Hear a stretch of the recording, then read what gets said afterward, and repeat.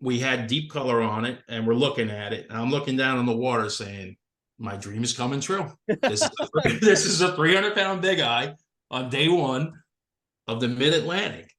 You just can't get any better than this. Everything was under control. Everything was great. And we got the fish about 10 feet from the boat, and the hook pulled out. Oh, no. And talk about dejection like I've never seen it. And how did it start out? Like, what was the origin story? Too much alcohol. Really? Okay. Says if God wanted us to have fiberglass boats, he would have given us fiberglass trees. It's for fishermen. It's not for taking the wife and the wife's friends. I think that it's a really, really pretty bit. And then there was a blur that went by and ended up in the cockpit, as far as if I can remember correctly. Hey, everybody. Anthony Pino, State of Sport Fishing. This is by Hook Optics and the Billfish Company. Here with Mark Deblasio, Northeast New Jersey and Northeast Tuna legend, guy that, I mean, I see out there a lot. One of the guys that are these mysterious guys that can spend all day in the corner of the canyon with 50 boats and be the one guy or one of the handful of guys that gets bid. I'll never understand it, but thank you for joining us, Mark, man. It's followed your career a little bit. Having the boss, one of the owners of the Blood Money be from Manasquan, we know a lot about you. So it's good to be here. Yeah, I appreciate it. And Pete's a great guy. Yeah, been a good dude. We've been together for 11 years now. It's pretty wild. It's gone pretty quick. So that's cool. A good run in this business. Yeah, for anybody. That's a good run. You guys, kind of gets to the point where you're kind of like, you get the people that are at that length of time spent together, and it's like they're kind of stuck with each other at this point. So yeah, it's like a marriage, right? Yeah. Good stuff. Well, cool, man. Well, for people who don't know you, kind of introduce yourself and tell us a little bit about where it all got started for you. How far back you want to go? I mean, from the beginning, man. It's always interesting to know how people get into fishing and going offshore, stuff like that. Okay, yeah. My name's Mark Deblasio. I run the Blue Runner. Started being on boats at a really young age with my dad. I remember being told stories about my father owned an auto body business, and he'd have a key ring with all his customers' car keys on it. And when I was 1 year old, I took the key ring and I threw it over the side of the boat under the Throgs Neck Bridge in the Bronx. So that's the first known fishing story that I know about myself, is that I took the key ring with all the customers' car keys on it and threw it in the water over the side of the boat. And, of course, it was a disaster for him from a business standpoint. But started really fishing with him more heavy duty when I was like 7 or 8 years old. We did, I would say, what we call mid-shore fishing now. We never made it out to the canyons. We had a 18-footer, and then our big sport fish was 27-foot when I got a little bit older. And, we do the 20, 30-mile stuff, catch school bluefins, catch makos. Occasionally you'd see a yellowfin or something like that. But that's kind of what I did from 7, 8 years old till I was 15. When I was 15, I met a gentleman named Mike Jacobs, who really was my offshore mentor for a long time. 41 years now, we're friends, and we're still very, very good friends. And he's still a big influence in decision making and thought process behind fishing in general, life in general. And so at 15, we started on his boat.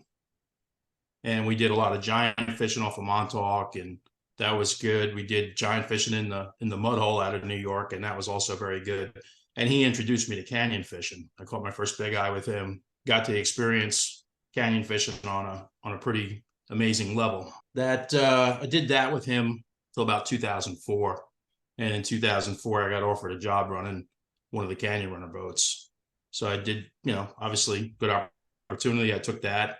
And I was there from 2004 till 2014. And then in 2015, we started the Blue Runner operation, me and Joe Mealy, my partner. And, it's been great. Incredible. Tell us about, because fishing out of Manasquan is where you've been based out of for quite some time, right? Yeah, pretty much since 2004. Yeah, so it's a definitely a fishy town, but like to go to, as they say, the canyon, which is sometimes it baffles me because there's only one canyon out of Manasquan, but I mean that's a hardcore thing to do. I mean, especially with, I guess what I'm getting at is like starting with the canyon runner and kind of, I assume you were definitely a big part of building that business, and then moving on to the blue runner and building that business. I mean, there's not like 20, 30 boats fishing out of Manasquan every day. It's basically just you guys and you guys and the canyon runner, right? Yes, there's not a big charter fleet out of Manasquan, Yeah. but there's a very strong presence of incredibly good private boat operations, going in deep. I can name endless great, Pipe Dream, Low Bid, it's just one after another. They're all great fishermen that spend a lot of time offshore during the season. Yeah. From a charter standpoint, it's pretty much us, Canyon Runner, Jersey Nuts, and that's about it really as far as offshore charter boats. There's a few boats that do sporadic trips here and there, but the boats that go a lot, it's just really those three operations. What was the key to, like, I mean, building that clientele must have been difficult at the time. It seemed like it either was very difficult or kind of easy because you guys were the only game in town. But you guys, I mean, your level of success is kind of mind blowing. Yeah, I mean, it's pretty amazing. I mean, as you were saying that, the canyons for boats out of Manasquan, the nearest canyon's 80, 85 miles, and a lot of times we're going 100, 120. I mean, there was trips last year where I hate to even say it on camera, but 240 miles from my inlet on a 3-day trip. It's just,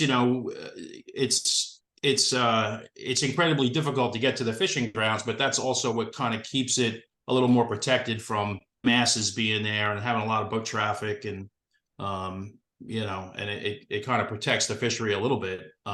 It also puts us in a different light. The boats that are willing to make those runs and do those types of trips and are doing the overnights and spending the time to go, 100, 120 miles to get on a bite, we have obviously better chances of success than a boat that's limited to a 50 or 60 mile run on a day trip.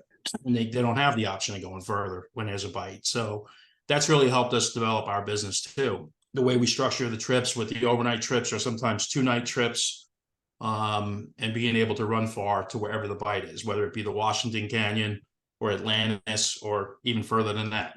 Yeah. Seeing you guys.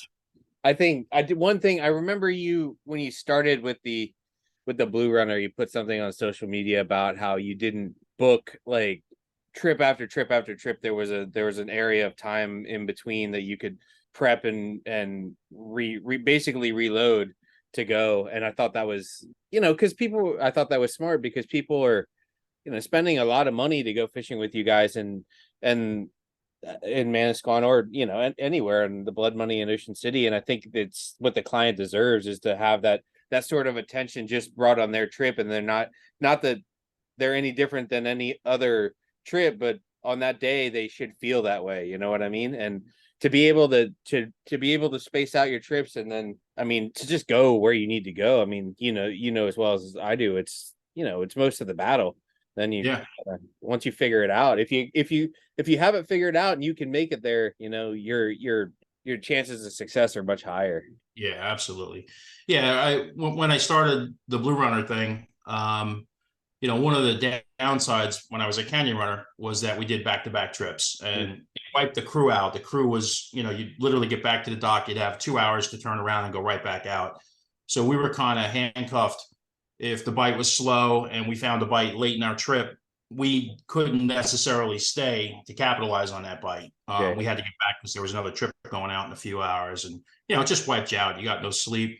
So I said, you know what? I mean, starting from scratch with the Blue Runner, I can pretty much structure it however I want. And the trips are expensive, and I wanted to be able to give everybody, 100% of my time and effort.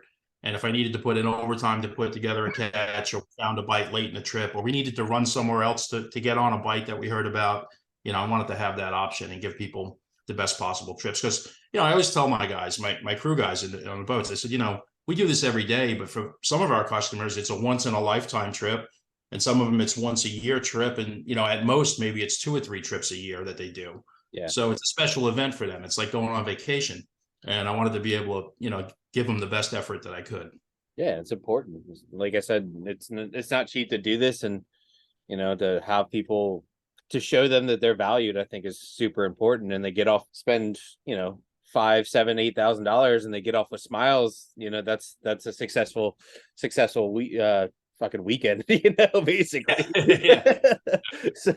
Sure. So, man, I kind of want to get into picking your brain just on a personal note about kind of how you see approaching offshore tuna fishing. Not so much your midshore, but like looking for conditions in blue water. And I've had a lot of people ask me about in the social media about analyzing water shots and how to do it or whatever. A lot of it has to do with going out there and figuring it out. I think between having a decent network and understanding how water moves in your general area is probably the main thing in trying to find the right spot. But you're just a general approach to a day of fishing when you're leaving the dock. If you say you haven't fished in a couple days for whatever reason, No intel. Yeah. Right. Yeah, we're leaving fresh, first trip of the year, or no intel. And what are we looking for? We're looking for a blue water eddy that's buttoned up to cold green water early in the season. As you probably, have experience. I know you've experienced it plenty of times, but, fishing can be a lot easier early in the season. The fish are corralled up in that warm water pocket, and the cold green water is just too cold for them. So they kind of stay corralled. And the edges of the eddies, the edges where you can get, over some bottom structure, maybe. Yeah. Of course, it doesn't always work, but it's a good starting point, Yeah. It's a good. And sometimes the fish just hole up in a canyon and they don't move. We've seen that, plenty of times, especially like the Washington, for instance, where, you fish a lot. The pilot whales get in there and it doesn't matter what the water does. The fish just stay there. Yeah. But that's where fishing a lot helps you. You kind of and having a good network as well. Yeah. Really helps you with the intel of what's going on. Yeah. Anymore, I feel like when I go fishing at Ocean City, I call anywhere from Oregon Inlet to Manasquan, and kind of with being thankfully that Pete and his partner Bill are kind of, if they're going fishing, they're going fishing. So we kind of end up where we need to most of the time if I have my shit together. But so that's pretty interesting. I was just kind of thinking, and then I guess when you find fish, is it pretty easy to understand which way the fish are moving, if they're moving? They're held up on the 100 square in the Hudson, and they have a tendency to stay there once they've ridden in on something, don't they? Even if the water moves on. Yeah, I think early season fishing and late season fishing are two different scenarios for me. Yeah. Early season, we're usually following the break. It's like fishing in any Outer Banks of North Carolina. You're fishing on the change, the color change, the temp change. You're looking at what's going on every day. Are they in the blue water, the blended water, the green water? What depths are productive, and you're trying to recreate those conditions every day. Water in general moves from east to west till it hits the Hudson, and then from northeast to southwest as it gets down towards the Norfolk Canyon and below that, just follows the 100 line down. So we kind of have an idea which way it's going, even without sat shots. Yeah. I've been playing around with other tools to try to using salinity a lot, which you can get salinity shots when you can't get a satellite shot sometimes. And a lot of times that'll point you in the right direction as to where the blue water is, higher salinity in blue water. So a lot of times when we don't have a sat shot for 5 days or 7 days, and we're kind of scratching our heads about how far the water might have moved, we're looking at salinity and trying to, aside from networking with guys that are out there, that's our best chance at figuring out where that water might be. Interesting. The salinity, John Duffy started mentioning salinity like last year, and I was like, interesting. So I just caught on to that as well. I haven't really delved too far into it, but I'm definitely gonna. If you and him are talking about salinity, I should probably start fucking paying attention. I've got his stuff dialed in. He's good. He's good. So, and then do you bring the boats down to Oregon Inlet still? Yeah, I love it. I mean, I just got back. I was there from early January, and we got back about a week ago. You know, we commercial fished giant bluefin down there, and then we charter fished. And this year was nice because there was a lot of fish under 73 inches, which were great for the charter guys. We could keep one of them a day. And, fishing overall was strong. It was very good. They're still catching them now. I almost wish I had left the boat there a little bit longer, but this is kind of our maintenance time. We're a 12-month out of the year program on our boat waterproof. It runs pretty much 12 months out of the year. So this is our couple of week downtime that we have to do a little bit of maintenance. Blue Runner's in Florida for the winter, and the end game, which is our 56 Ocean that we have, is in the yard right now, just getting ready for the spring fishing, But we fished Oregon Inlet. It was great. Love it down there. It's a crazy place. The inlet, the water, the temperature breaks. I mean, it's as a captain that's been doing this a long time, to me, it's a very exciting place to fish. Yeah. It's pretty wild. So. What do you talking about the bluefins? Your opinion on where bluefin fishing has gone in the last couple, like in the last decade? It seems like it's as strong as it's ever been from North Carolina to Massachusetts and beyond, and even in the New York Harbor, almost in the New York Harbor, it seems like. Yeah. You're almost catching them in the Hudson River now. Yeah. It's pretty amazing what's happened with the bluefins. Since the 80s, 90s, early 2000s, catching a giant bluefin became very difficult. And guys that had a lot of success in the 80s and 90s started to struggle and go multiple days without catching one. And I'd say in 2005, it was almost impossible to go out and say, I'm going to go catch a bluefin today. You heard stories about guys fishing 30 or 40 days and not catching one. I didn't really participate much in the fishery at that point.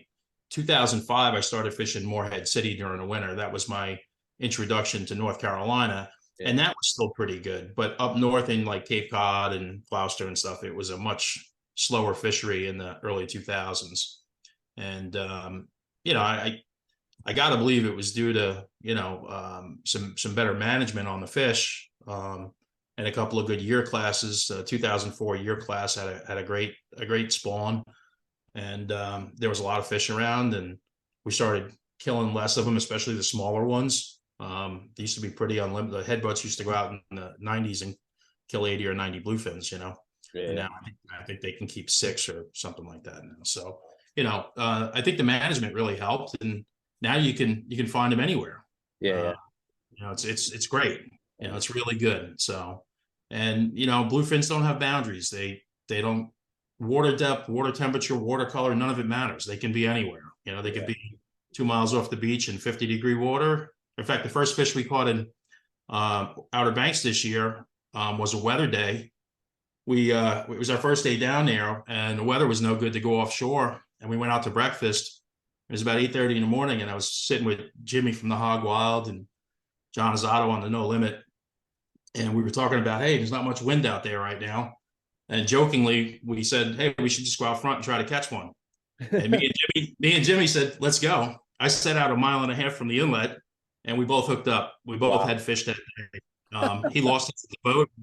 We killed an 80-incher. So 3 miles off the beach, 10 miles south of the inlet. So, those things don't have boundaries, but pretty cool fish. Pretty fascinating fish. Yeah, definitely. I've seen them out there in the blue water, white marlin fishing. You're like, oh God, don't want to go over there. Yeah. I've had some disasters happen where I've been like, oh, what is that? What am I marking? And then it's like, oh shit, there's a huge hole where a dinkbait used to be in a backlash.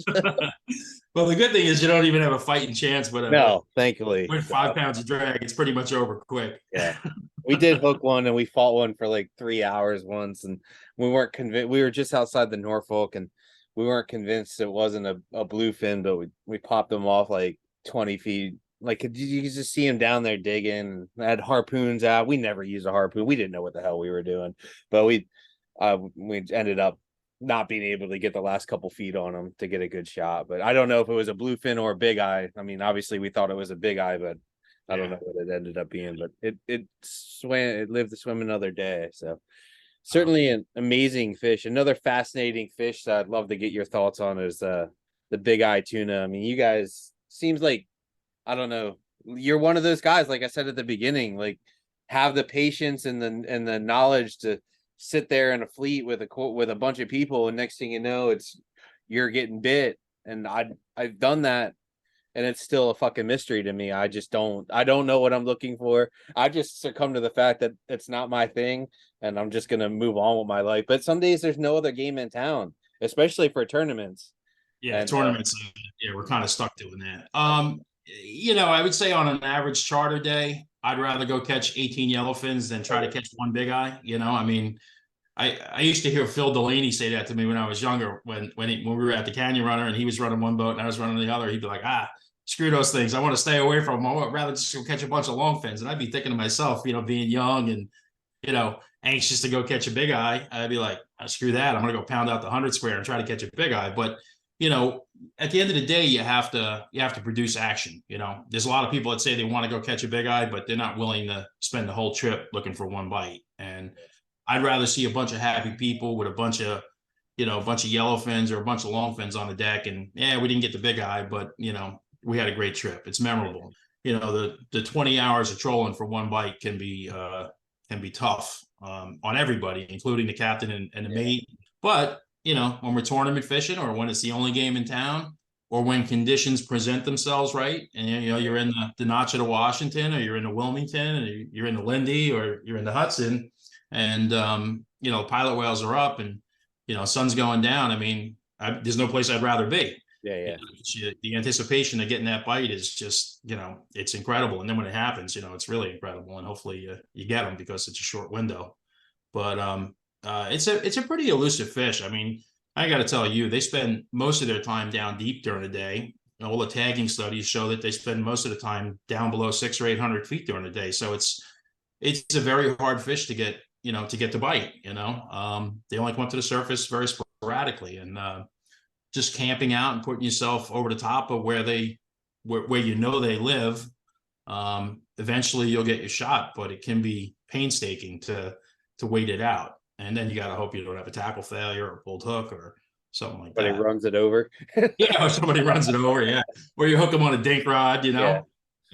So, no, but it's listen, everybody says, would you rather catch a giant bluefin or a bigeye? And it's like, I mean, for the sheer fight and power, I mean, there's nothing that beats a giant bluefin, maybe a giant blue marlin as well. But, in the tuna family, the bluefin is the king of kings, and but, from a captain standpoint and strategy and everything else, it's more challenging to get a bigeye bite than it is a bluefin bite. It's harder to get a bigeye to bite than it is to get a bluefin to bite. And, so there's a lot of personal satisfaction when we do catch one. Yeah. Do you find that, I mean, it seems like the bigger fish, the 200, 250 plus fish seem to come in a scenario where it's like, I'm camped out on this corner or this canyon, whatever canyon it might be, versus like, in the earlier season where you're offshore and you're kind of out there in 500 fathoms, kind of fishing for anything, and you get covered up by like 10 like 100 pounders, 150 pounder, maybe 80 pounders, 150 pounders. Do you think that they camp out there? Like, do you think the big ones migrate, or do you think that they're there, like, if not all year, the majority of the year? Well, I'll start by saying I think that the majority of in the deeper water, I think the majority of the big eyes you catch are going to be the smaller class, those 80, 90, 120 pound fish. You don't seem to catch a lot of very large ones when you get outside of the canyons, 300 fathoms, 400 fathoms.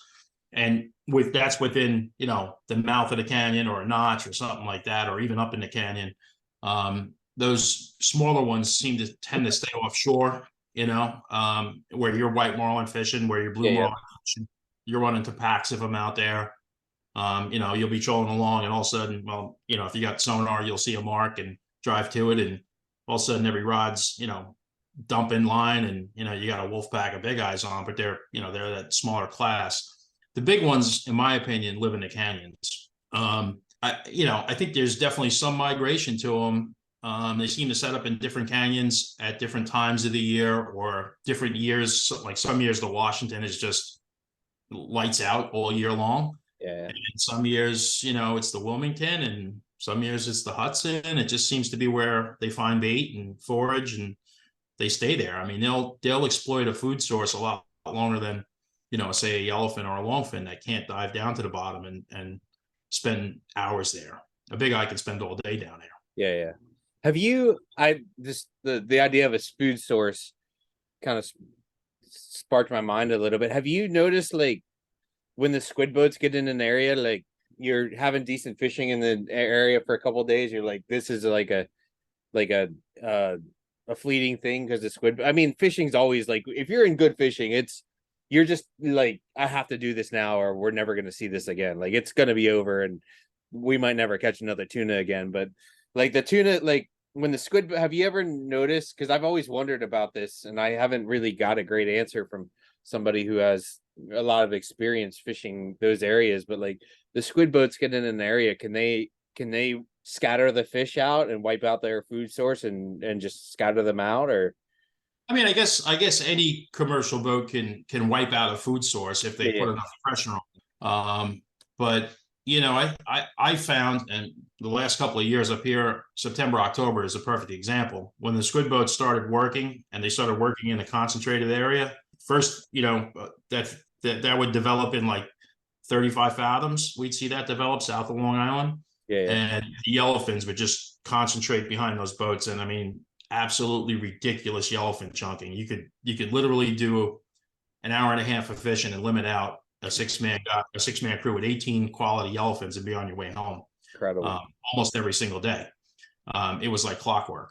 And that it seemed like the squid and the squid boats would move offshore as the water cooled down inshore. They'd end up in the Hudson. Mm-hmm. And by October this year, and October last year, they were in the Hudson in full force, meaning the squid boats, and the yellowfin stayed right with them. And what's interesting about when they get to the Hudson is, my thought process during the regular part of the season is, I'm never going to fish for big eyes in less than 600 feet of water. They're just not a shallow water fish. Mm-hmm. But in the fall, when those boats show up in the Hudson, the squid boats show up in the Hudson, and they're dragging in 60 to 90 fathoms on the east elbow, you'll catch big eyes in 60 fathoms. Wow.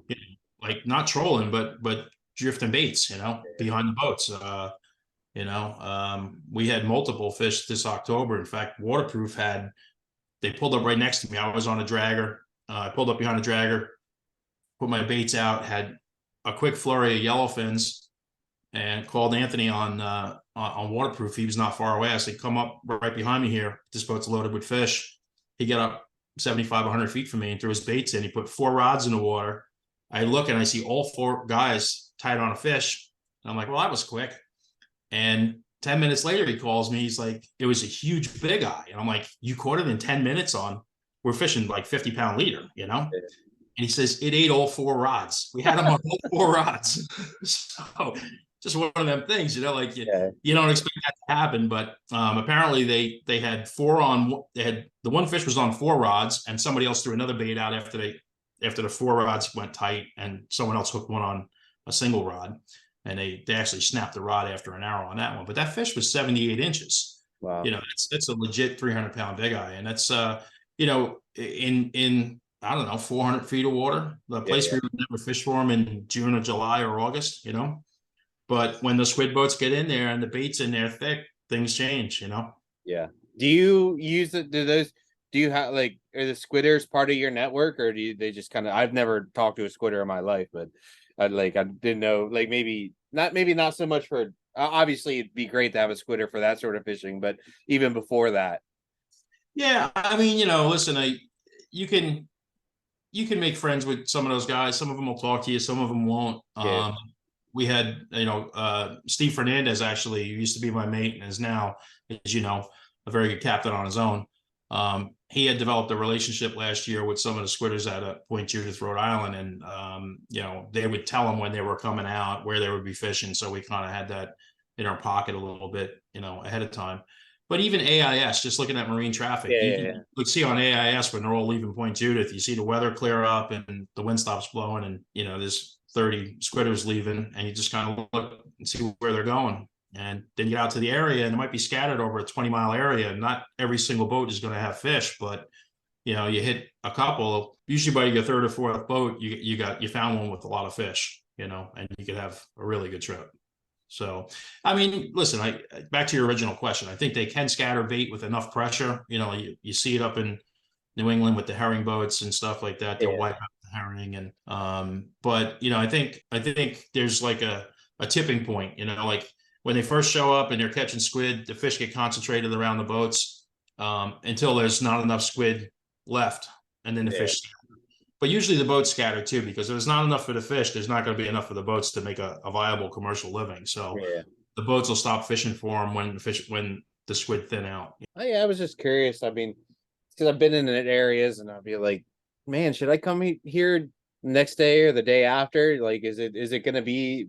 And there might be other reasons why it changes, but I've always wondered if that was, a reason, one of the factors that might influence your thinking. But I mean, I don't think, for the most part, I've personally have never really had them like mess up fishing for me. But no, and I fish down your way quite a bit during the summer as well, and I probably spend more time closer to the 100 fathom line than you do. You're usually overboard looking for whites or marlin or whatever. But it's, for me, when I see a squid boat, even outside the Wilmington or between the Lindy and the Spencer or something like that, that's always a very good sign. That means that, especially if they're staying there day after day, and usually they're where the water is. I mean, they follow the water just like we do.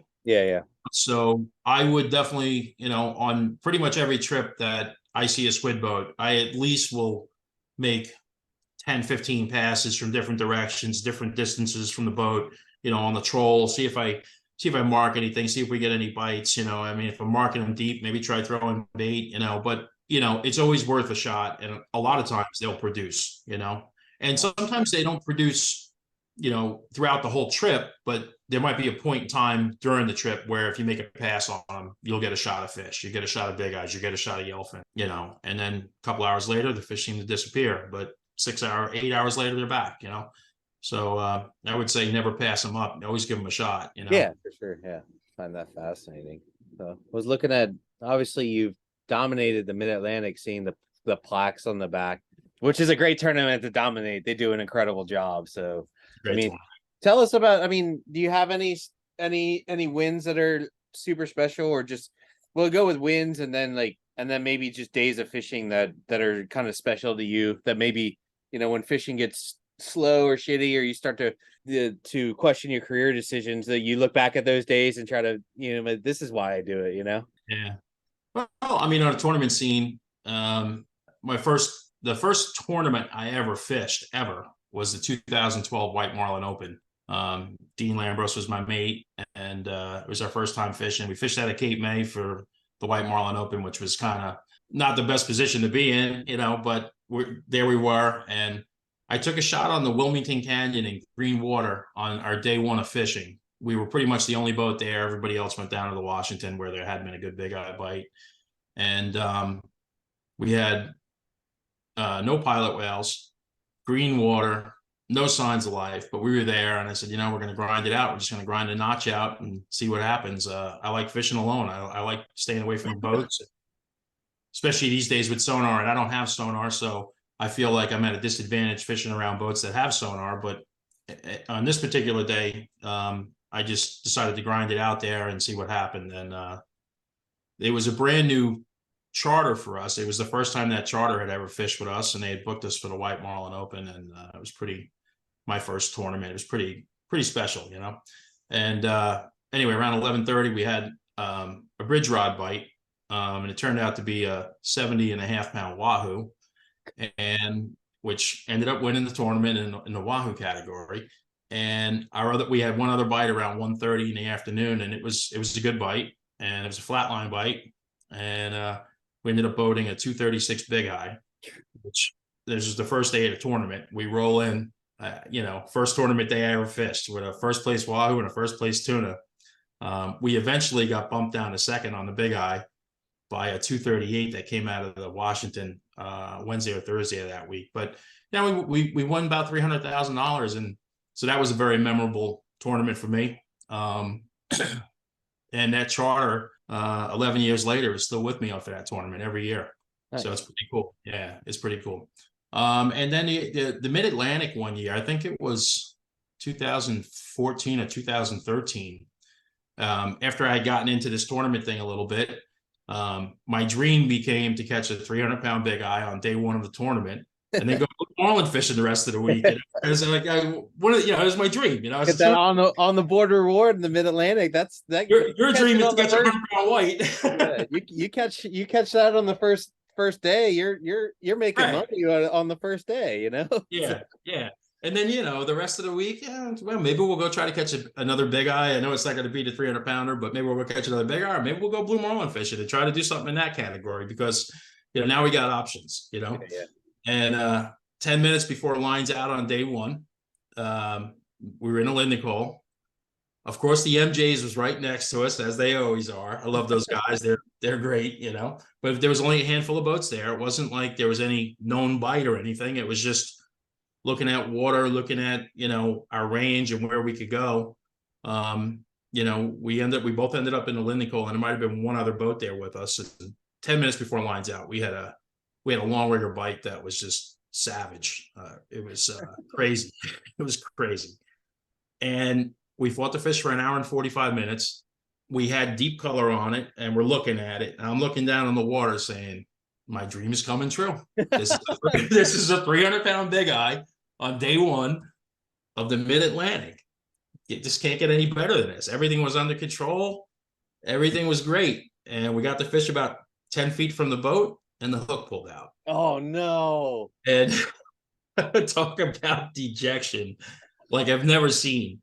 Me, my mate, the charter. I mean, everybody was like heartbroken, like the end of the world, type stuff, And I had already said to the guys that we were going to lay on Tuesday, that we weren't going to fish. And we went back in. I said, after we lost that fish, I said, we're coming right back here tomorrow, guys. I don't care. Pick yourselves up. We're coming right back here. And we went back there the next day. MJ's on day one had caught a 113-pound Bigeye right next to us. And I guess Walter on the going in deep had caught like a 107-pounder down in the Wilmington that day. So two little fish, two Bigeyes that on a normal tournament you think would have no chance of doing anything. We went back on Tuesday. There was probably about 15 boats. This is the second day of fishing now. We go back on Tuesday. There's about 15 boats in a Linden hole, and one bite for the whole day. You got it. One bite for the whole fleet. One bite for the whole fleet. Like I said, you're one of those fucking guys.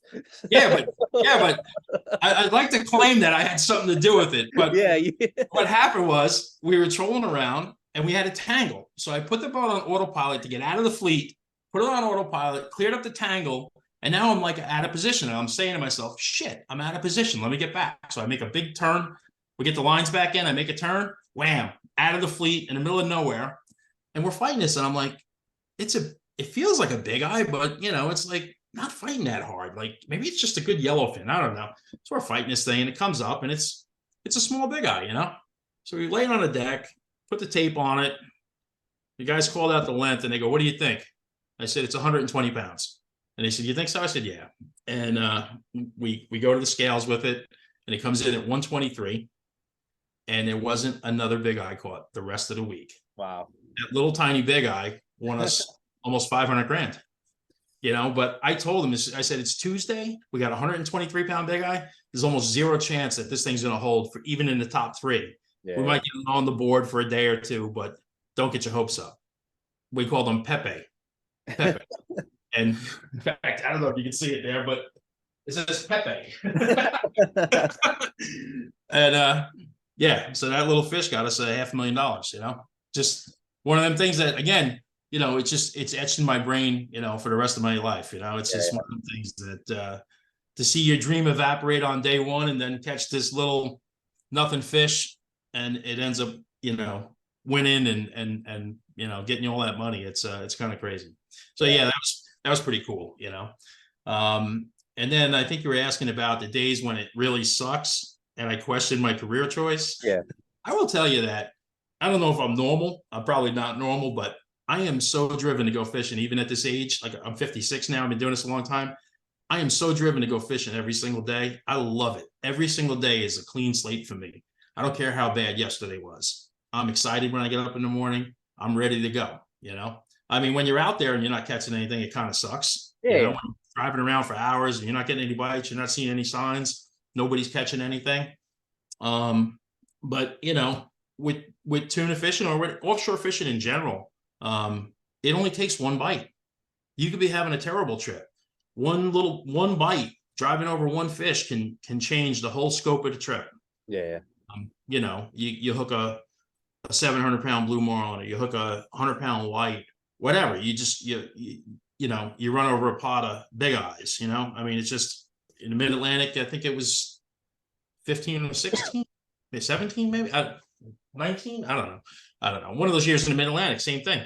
Slow fishing. We were fishing in the deep of the poor man's, trying to catch those 110, 115 pound bigeyes that were around, like 800 fathoms. We were just south of the poor man's. And I guess day one of the tournament, Jimmy Hahn had caught one and some other boats had caught one. And we had gone north and struck out. And I said, all right, let's go down there and try that. And I guess lines out is 3:30. At like 2:45, my wife texts me on the sat text and she says, how's it going? I said, terrible. Sucks. Nobody caught anything today. I haven't seen anything. She goes, oh, don't worry, it's going to change. I said, okay. So she texts me back at 3:10. She goes, did it change? I go, yeah. Is lightning bolts, black skies, and pouring rain to make it even worse. It changed. She goes, no. You got 20 minutes left. It's going to be good. Sure as shit, man. I ain't lying. 5 minutes later, we had 6 bigeyes on. Wow. Like out of nowhere. The only mark I had all day. Yeah. But that's what takes those days that are just terrible and just you're like, what the hell am I doing here? These poor guys that chartered us for the day, they're having a terrible trip and you feel terrible. I think we take it worse than they do. Oh, for sure. Yeah. When I go fishing as an angler, not like sometimes I go black fishing, like I love black fishing, and I'll just go out on somebody's boat just to go fishing and be an angler for the day. And if it's a slow day of fishing, it don't even bother me. I'm just happy to hold the rod and, give it a shot. But the guys who do it for a living, they take it personal when we're not catching, Yeah. But I think, yeah. I mean, like when you take that angler position, you kind of know that, but for a lot of people, a lot of people don't understand the amount of thought that might go into a day of fishing. And, the idea, like, I mean, it's a crazy amount of thought and I guess educated guessing that goes in the fishing and, trial and error. Like, I feel like every turn when you're fishing is a trial and error. It's like, oh, I'm going to turn here and go here for a half mile and see if I see anything or whatever. It's like, I think for some people that charter boats, it's easy for them to justify it as, oh, it's just fishing. That's what happens. But for us, we know it's a little different. It's, sometimes like, fuck, Pete, I don't know how much fucking diesel fuel I've burned of Pete's, but I mean, we've done some stupid shit. Like, get out there, see something on the chart, be like, all right, this is going to be amazing. Run 90 miles, get there and be like, like typically, you just know it. And soon you stop. You don't see a bird. You don't see a mammal. Yeah, as well as I do. You give it a half hour, and you're like, "Fuck," and you're like, "Oh, yeah, I'm at 10,000 fathoms outside the Wilmington, and it's going off in 60 fathoms below the Norfolk." I'm like, God, fuck for the day. You all know the feeling. Yeah, and it's a terrible feeling. Yeah, it's listen, there's a ton of planning that goes into trips. Every trip I do, so like on our typical overnighter, we generally schedule a trip to leave somewhere between 7 and 8 a.m. in the morning. That'll give us the afternoon of fishing, the overnight, and then again a half a morning the next day, and we get back to the dock around 2 o'clock in the morning, 2 o'clock in the afternoon the following day. That's a standard trip. Sometimes I push it up or I push it back around weather, around fishing, around how far we're going to be running. But even on a day when we're leaving the dock at 8 a.m., I'm up at, 4:30 or 5 a.m. looking at sat shots, talking to guys who were out fishing overnight the night before, seeing what they saw, so the amount of networking and planning that goes into that, looking at a plan A, a plan B. Well, if I start here, can I still go over there? If it doesn't pan out, you try to have a backup plan and not just be, like you said, out in 10,000 feet of water in the deep of Wilmington with no other game plan. Yeah. I had guys I guess it was 2 years ago. We were moving the boat up to Block Island to do the Tri-State tournament, which is an overnight tournament. It's a good tournament for tuna guys, you know what I mean?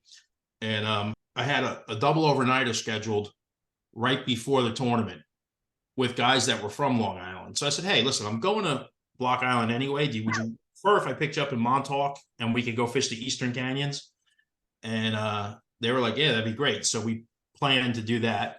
And long story short, the fishing in the Eastern Canyons kind of shut down before the week before. So when I picked them up in Montauk, they were like, we really want to go to the Tsunami Buoy. And I said, man, it's hero or zero. Like, we'll know in the first 5 minutes. Like, if we go to the Tsunami Buoy, we're in the middle of nowhere. You know what I mean? I mean, if they're there, it's great. But if they're not there, we don't have any other backup plan, So we went there and they weren't there. I mean, I pulled up and it's that feeling like you were just talking about. Within 2 minutes, you're just like, oh shit, I am so screwed here. Like, I'm like scrambling now. Like, how far am I from Atlantis? How far am I from the Hudson? Where can I go from here? You're a long way from nowhere there. You're in the middle of nowhere. So I think I was like 65-ish, 70 miles from the Hudson. I got you. I said, you know what? It's a 3-day trip. This was just day one.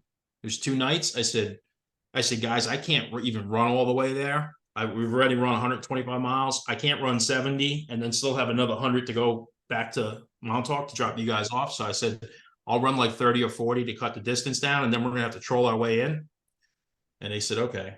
And I think we got to the Hudson at 11:30 at night, still trolling. And we got there and they were like, what are we going to do? I said, it's a full moon. It's July.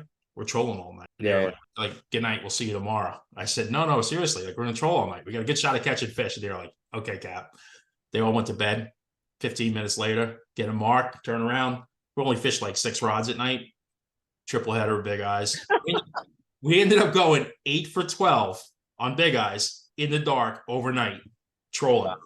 It was insane, But just one of those things, like you just, we pulled it out of our hat, But crazy. I've never like caught one at night. Are the underwater lights on? Are they off? I pay attention. I'm a detail guy. Like I pay attention to the details a lot, which you probably do too. Yeah. So listen, obviously I got a ton of respect for Dean. I watched him troll around with underwater lights at night and catch fish. I like darkness. I don't use spreader lights. I don't use underwater lights, but I know guys do use lights and they produce with it. But I believe in trolling in the dark. I'll keep my cockpit lights on, like inside the cockpit, like under the covering boards. Yeah. So we can see what's going on. And then I'll keep like on the overhang over the mezzanine there. We'll keep those lights on as well. So we can just, see what I'm doing. Yeah. But no underwater lights, no spreader lights. Interesting. And, I mean, they see perfectly well in the dark. Yeah, I'm sure they do. I mean, we've had some epic nights trolling the full moon, especially in July. Interesting. I'll have to keep that in my back pocket. Yeah. What do you, have you done those just as, I'm looking at this Big Eddy out to the east right now, like way out to the east. And I'm like, well, we probably won't see that, but if they see it off of New York like they did last year, that thing moves to the west, it's still got 120 miles to go. But the fishing off of there, like that Tri-State tournament, what are those tournaments like? I've never done those, but I kind of want to put them in play if the fishing's good enough, It's a great tournament. So the format is basically captains meeting on Sunday, and you get to do either one, like I want to say it's a 38-hour overnighter. Mm-hmm. You can do 2 day trips. You have the option of 1 overnight or 2 day trips between Monday and Thursday, and the tournament ends Thursday night. And your range is 135 miles from Block Island, gets you just east of Hydrographer or just south of the Hudson. So you got a lot of productive canyons in that range. And usually in July, the tournament's the last week of July. And typically the Eastern canyons at that time of the year are very, very good. You know, the fishing's exceptional. So like last year we went, I think we fished Tuesday, Wednesday, and we had like 38 yellowfins. We lost a bigeye, pulled a hook on a bigeye, mahis. I think we had a white marlin. We might have had a blue marlin. It was just, you know, really good fishing, a couple of long fins, you know, just lots of action, you know, which is fun. You know, it's fun for the guys, even if you don't place in the tournament. When we're doing charters, I mean, quite honestly, trolling around in the white marlin open for 3 days looking for one bite is painful. It's painful. And so at least up there with that tournament, you're catching fish, you're having fun, even if you're not in the money. You know what I mean? So you're still having a good time. So it's a great tournament. That Eddie's got a lot of work to do still, but it's coming. I definitely, that fishing they had up there last year, we never made it up there. We were always like, could never work out with the owner's schedules and weather and everything. But I was talking to DeCavia and a couple other guys up there, and I'm like, Jesus, that's mind blowing what they got going on there. And nobody even thinks about a white marlin up there. And I just want to go see what you could do there, you know? Yeah. And they get, some years they get stacked up pretty good up there and nobody's fishing for them. Like, you know, it's more of a nuisance for us, you know. Yeah. You know. Do you hate white marlins and blue marlins? No, we're just not good at catching them. I mean, we're not good at catching them.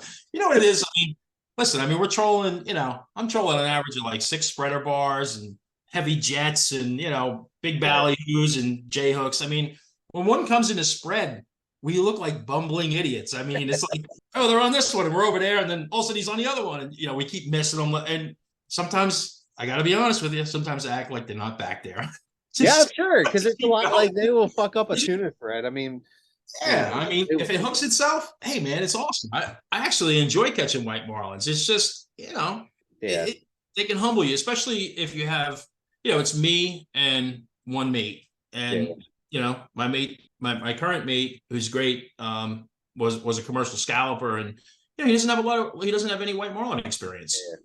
So to manage that spread with all those spreader bars and all that plastic and just a couple of big ballyhoos in the spread, you know, big J hooks and everything, it's a challenge. It's a challenge. A blue marlin, on the other hand, we have a very good fighting chance of catching a blue marlin, and we love catching blue marlins. You know, we're pulling a lot of stuff on 175 or 200-pound leader where we have a fighting chance. 50 wides that can, you know, put out 50 pounds of drag if we need them to. You know, we hook a 600-pound blue, we got a chance, you know, and it's a lot of fun. You know, it's a challenge for the angler because we're fishing all stand up. Yeah. You know, so you know, stand up harnesses and stuff like that. But yeah, I mean, actually, the white marlin tournament, the last couple of years, I think we caught a blue in like the last 3 or 4 tournaments we caught one. You know, that was, you know, I mean, we would have qualified for the Mid Atlantic, but at 114 inches in the white marlin open, big fish. You need a real fish. It's a big fish. Which is smart. What was that? I think it's smart to have a big size minimum on. You know, I like that. I agree. What is the best? I guess it would be if you can remember, like, because I know some days you guys get fucking harassed by the white marlins up there. Like, what is the most you've seen, and you're just like this is, you should call somebody who actually cares about these things. Like I know, like, what's the most you've seen on a day of charter fishing when you're not trying to catch them? I remember one year we were up fishing this beautiful blue water just south of the dip, like between Block Canyon and the Hudson, like, you know, 25 miles northeast of the Hudson. And it was just, I had to see 30 whites in a day, not even fishing for them. And, you know, if we caught 2 of them, it was a lot, you know? Yeah. But yeah, I mean, some days it's just, you get up there in that pretty blue water, and we couldn't find a tuna. We couldn't find a tuna to save our life, but man, there was white marlin everywhere. Yeah, it's pretty amazing sometimes. But you know, I mean, listen, we enjoy catching them, and there are times if I have all the right, like we fished the Manasquan River tournament, which is another great local tournament. We fished the Manasquan River tournament a few years ago with just crew members. We didn't have a charter on the boat. We John Azzato from the No Limit, and you know, some guys from up here, and my partner Joe, and all of our mates from the other boats, we all went on the Blue Runner and fished the tournament for fun. And we actually ended up, I think we won the white marlin and got second in the blue, or we won the blue and got second in the white. We were a marlin boat that year. Not intentionally, we weren't trying to be, but when the opportunity presented it, we actually had a shot at switching over tactics and putting out smaller rods with circle hooks and actually catching them. So, although we did catch a white on a spreader bar, which probably shouldn't count in a tournament, but it did. Some tournaments it does. It counts all the same. Counts down here in a lot of them. So yeah.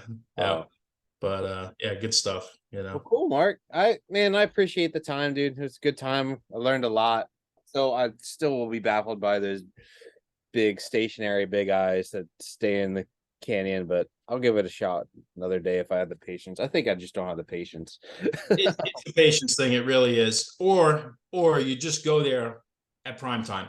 And I will say that for the most part, prime time is more in the evening than it is in the morning. Like there was, I don't know if, I think it was like 13 or 14 that we actually moved the 2 canyon runner boats down to Cape May because of that Washington bite. And if my numbers are correct, I think we did 44 charters out of Cape May to the Washington that year. And I think 42 out of the 44 trips we caught Bigeyes. That's incredible. Between the 2 boats. And that's when I met Jimmy Hahn, and he was like, what the hell are you guys doing? He was there with his green stick boat. He's like, every night, you guys are tight every single night. And I told him, I said, we're pulling diving plugs. He goes, get out of here. He's like, like he didn't believe me. He thought I was messing with him. And I said, no, we're pulling diving plugs and they're working. And we're pulling Ron Z's behind instead of ballyhoo's. We're pulling Ron Z's. And we're fishing right at dark. And that's when they're coming up every single night, And in the early part of that bite, we were the only couple of boats there. It'd be 3, 4, maybe 3 or 4 boats. The whole Ocean City fleet would do their day trip and go home at 3 o'clock in the afternoon, Yeah. It's hard to catch a Bigeye during the day. So they catch one here, catch one there. But in the evening, it was every single night. So, yeah, I mean, if you get the opportunity, it's definitely worthwhile to camp out in Washington one evening. Convince Pete to stay late. Yeah, man. So we'll give it a shot. Hopefully there's just blue water and we can just go roam around in blue water and catch yellowfins or white marlins, depending on the time of year. And it's still a lot. I'm not hopeless yet with the way the water looks, but I'm not terribly enthused either. So it's a long time now. So that eddy, that's a beautiful eddy out east. And it's got western movement. And what are we in the first week of April? Yeah. June will be probably be in my range, and by the end of June, early July, it'll be in your range, and hopefully something will develop in between then. I'm sure something. So, well, cool, sir. I appreciate it, and I'll see you out there. So give me a shout. I appreciate it. Thanks, Mark. Thank you. Have a great season, man.